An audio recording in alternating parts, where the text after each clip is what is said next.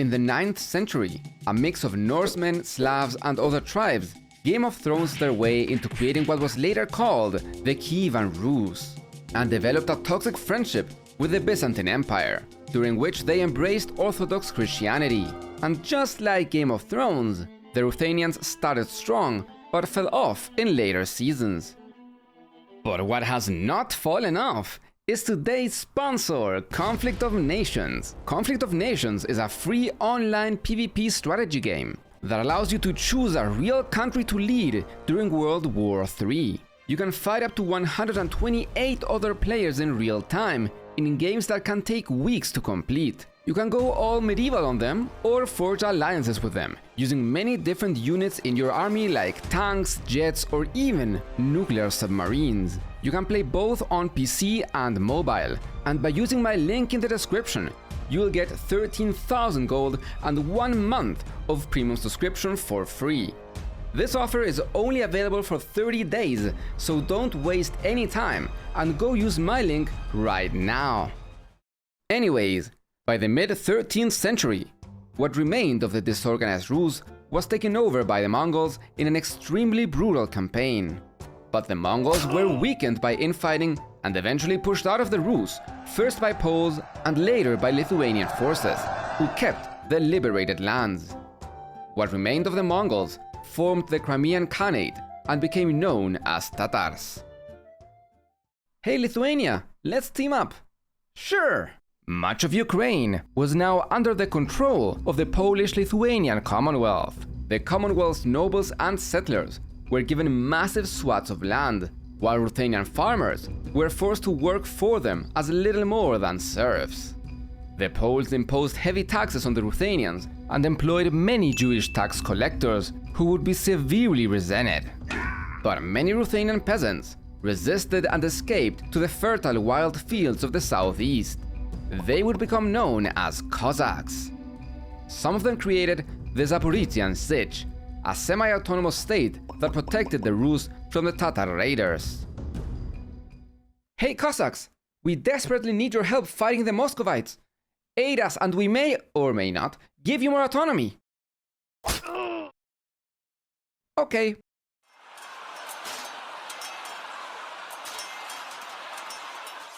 Thank you. Couldn't have done it without ya. All good. Can I have some of that autonomy now?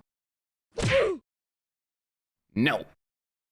After a few more slaps in the face, the Cossacks had enough, and led by the Hetman Bohdan Khmelnytsky, joined forces with the Crimean Tatars.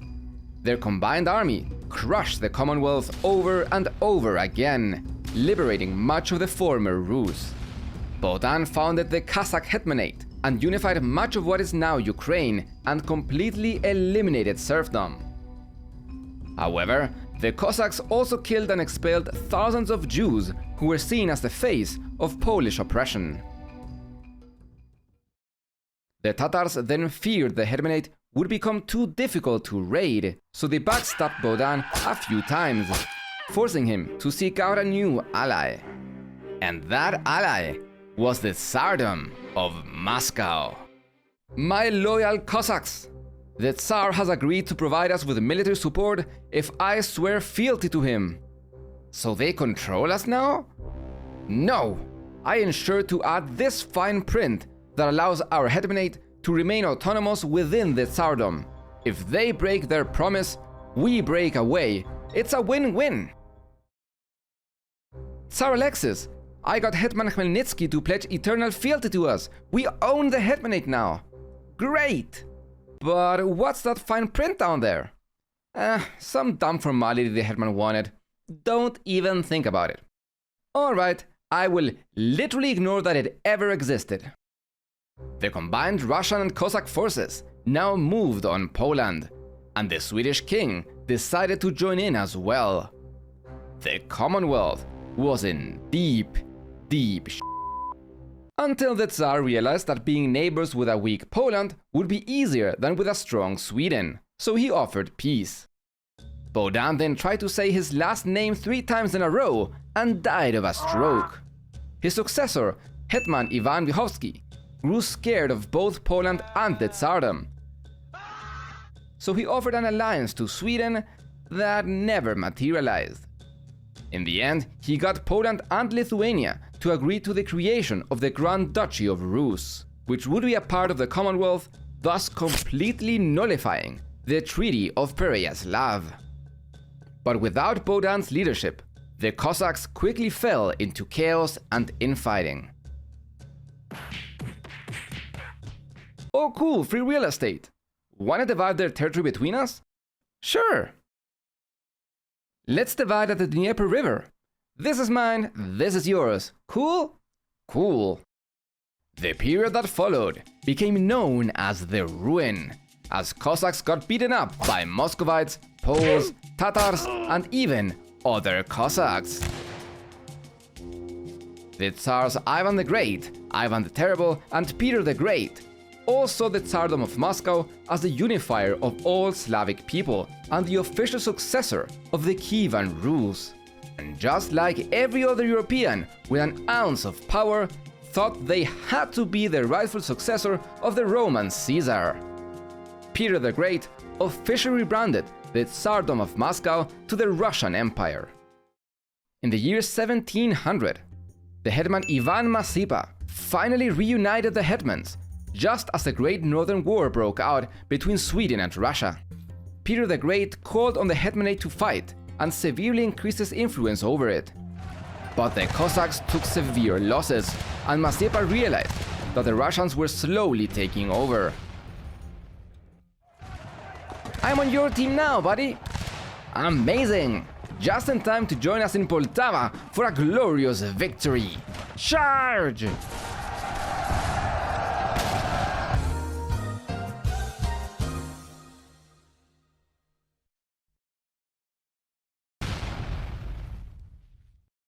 That's just my luck, I guess. The Russians then severely cracked down on anyone even remotely related to the betrayal. The Cossacks attempted to rebel several times, but were crushed again and again, until Catherine the Great reinstated serfdom, officially abolished the Hetmanate, and tried to erase its memory. In 1772, Austria, Russia, and Prussia partitioned Poland, with Austria taking Galicia, a historic part of the Kyivan Rus. The Russians then recruited many Cossacks to fight in their war against the Ottomans and annexed Crimea, settling it with many ethnic Russians and deporting some Tatars. Without the Khanate, Catherine saw no more use for the Zaporizhian siege.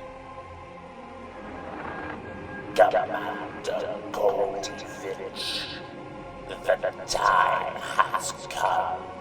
Execute Order 66. It shall be done, my lord.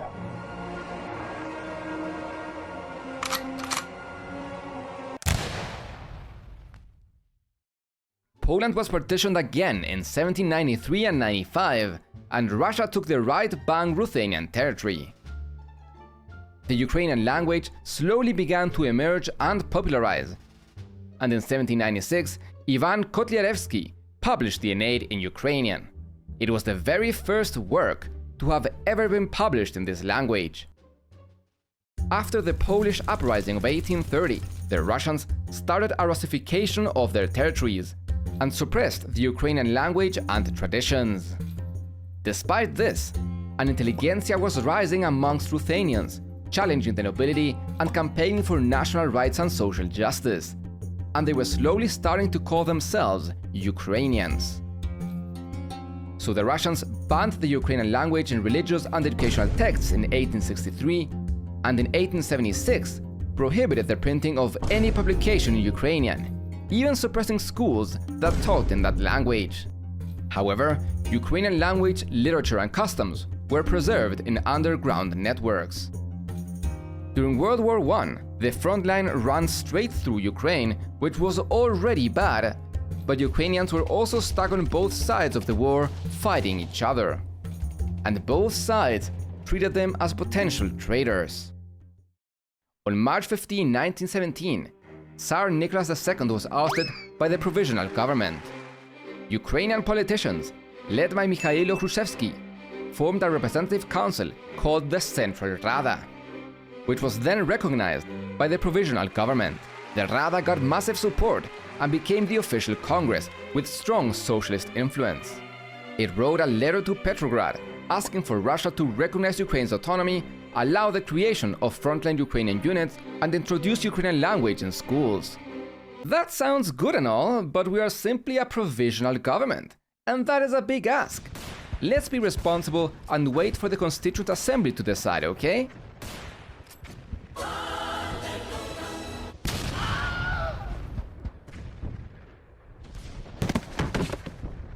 Yeah, I'm gonna go ahead and declare autonomy anyways. The Ukrainian Central Rada published the first Universal, authored by Volodymyr Vinnychenko, saying, without separating from the whole of Russia, without breaking with the Russian state, let the Ukrainian people have the right to govern their own lives on their own land. The Ukrainians declared their own government, and Vinnychenko became its first prime minister. Although the provisional government didn't like this, they ended up accepting it. But the new Ukrainian government was unable to keep its promises and lost popular support in favor of the Bolshevik Soviets. When Lenin and the Bolsheviks took power, the Central Rada declared the Ukrainian People's Republic, which would remain a part of Russia.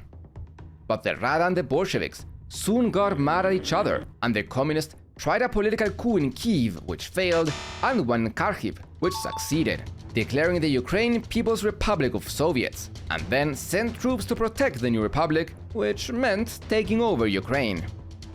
The Rada, lacking an army, declared its independence from Russia and asked the Central Powers for help. Germany and Austria really needed some of Ukraine's stuff, so they agreed and kicked the Bolsheviks out of Ukraine, but not before they declared a bunch of independent Soviet republics. The Germans then dissolved the Socialist Rada and put a conservative, General Pavlo Skoropadsky, in power, who declared himself hetman of the new state and ruled as a dictator. But with little popular support, this government collapsed after the defeat of the Central Powers. The Ukrainian People's Republic returned, led by Vinnychenko. The Bolsheviks then invaded once again, and the Ukrainian territories that were in Austro-Hungary now declared the Western Ukrainian People's Republic, which eventually merged with the other Ukrainian People's Republic. But the Poles wanted their own territories back too, so they also invaded. And former Russian imperial officers now formed the White Army to restore Tsarist Russia, and also invaded. Ukraine became the center of intense fighting, during which the Reds defeated the Whites and took much of Ukraine, with Poland keeping the rest. The devastation of the war led to a massive famine. The Moscow government initially fomented the development of the Ukrainian language, built Ukrainian schools, and appointed Ukrainians to ruling positions. But in the 1930s, Ukraine suffered another famine, Stalin's Holodomor, leading to the death of millions of Ukrainians and leading to growing resentment against their Moscow leadership. During Stalin's purges, tens of thousands of Ukrainian nationalists and leaders were arrested, tortured, deported, or executed. Stalin also reverted much of the Ukrainization policies, as he believed that Ukrainians and Russians were one and the same people. Ukrainian nationals now formed the Organization of Ukrainian Nationalists, aspiring to an independent Ukraine, but without any of those pesky minorities like Jews or Poles, of course. Led by Stepan Bandera, they assassinated a Soviet diplomat in Lviv in 1933 in retaliation for the famine, and in 1934 killed the Polish Minister of Interior, Bronislaw Piraki, as punishment for repression against Ukrainian activists. Bandera was then arrested, but escaped in September 1939 during the German and Soviet invasion of Poland. Anticipating the Nazi invasion, Stalin cracked down on Ukrainian nationalists. When Germany invaded in 1941, Bandera, who was back in Ukraine and in charge of much of the OUN, made a deal with the Germans and formed 2 battalions to support the invasion. Ukrainian nationalists and Nazis attacked the Red Army, carrying out massive anti-Jewish pogroms along the way. Welcome to the new Ukrainian Republic. We are ready to declare our allegiance to the Führer and his Nazi Reich, as long as they allow us to have autonomy. Oh, we're flattered!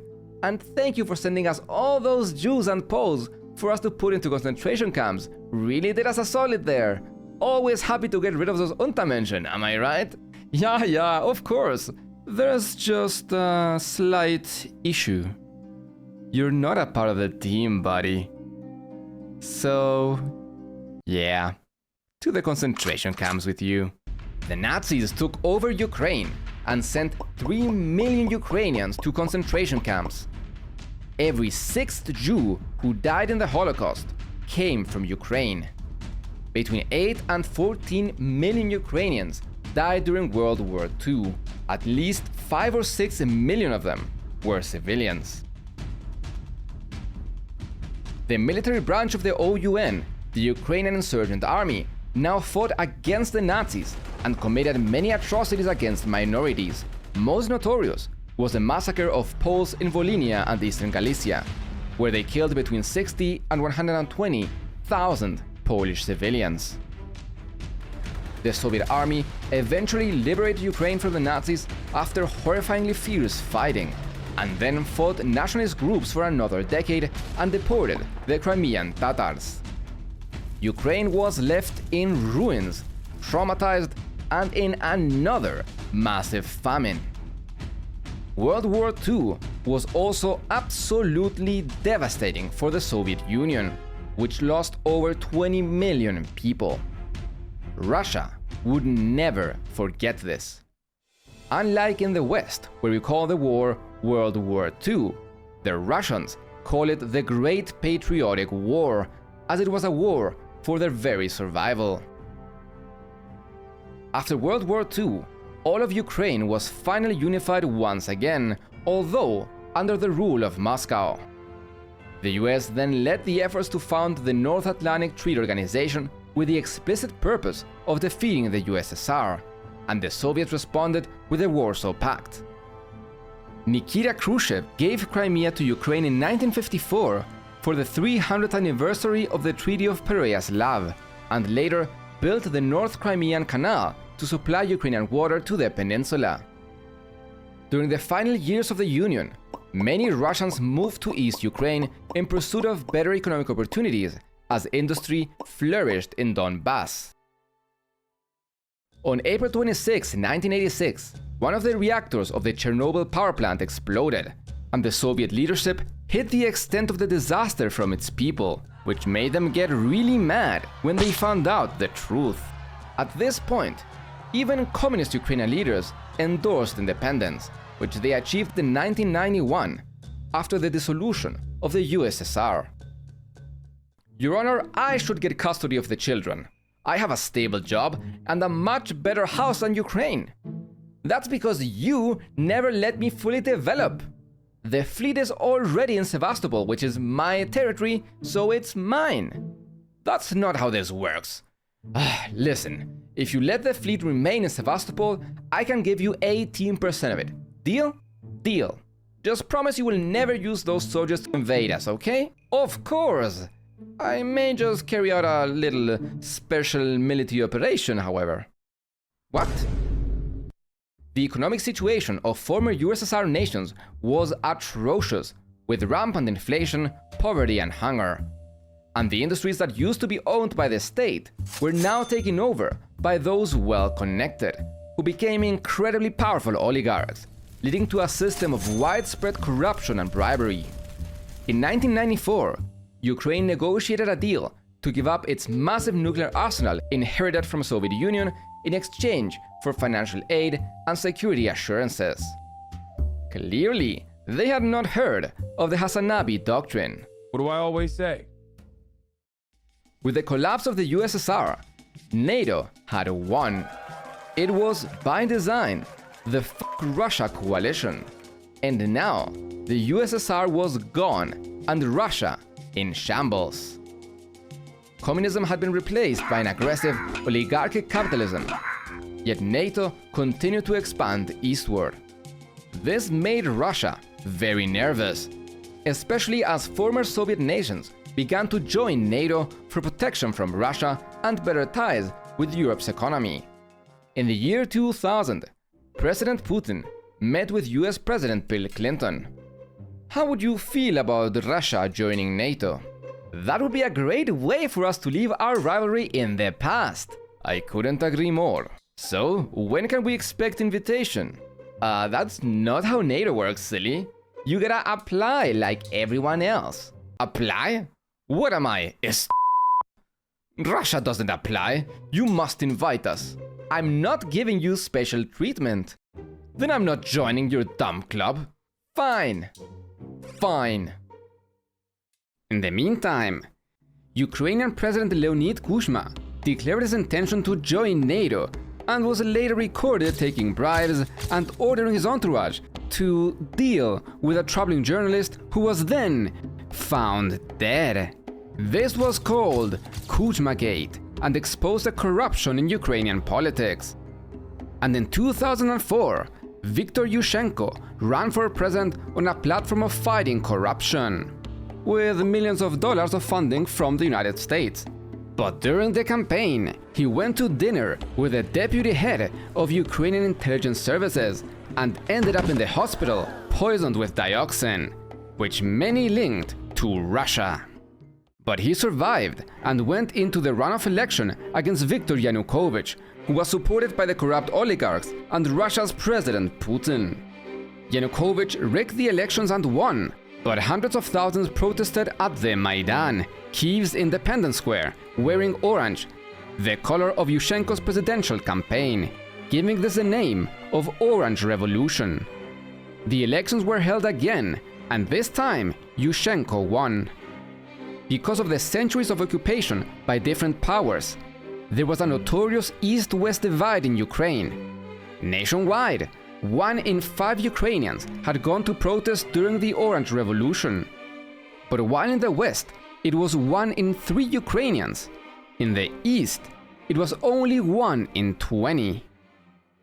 But instead of making reforms or fighting corruption, Yushchenko implemented austerity measures to secure IMF loans, tried to join NATO, and gave the Hero of Ukraine award to Bandera. So by the end of his presidency, he had become very unpopular. In 2008, NATO said that Ukraine and Georgia, both former USSR nations and bordered countries with Russia, would eventually join it, which Putin considered an unacceptable escalation. He recognized independence of 2 separatist pro-Russia states inside of Georgia, Abkhazia and South Ossetia, and then invaded Georgia to protect them. Wink wink. That's bullshit. You can't just lie to invade a country. First of all, yes we can. And second, what would you do if China or I put military bases in Mexico or Canada? Do you think you or Trump would react any better? Didn't you guys lose your when we put some missiles on Cuba? But that's different. How so? Because our enemies are ontologically evil. In 2010, Viktor Yanukovych was elected president, with strong support from the East and South, and of course, Putin. He revoked Bandera's Hero of Ukraine title and told NATO that Ukraine was no longer interested. What comes next is still ongoing, and there is much we don't know. However, I have summarized it in a companion video on my second channel, Things I Care About Too, and I encourage you to check it out there.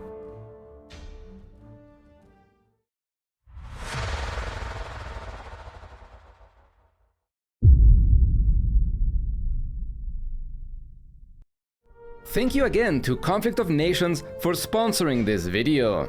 Remember to try it using my link in the description. You will not only receive 13,000 gold and 1 month of premium subscription for free, but you will also be supporting my channel.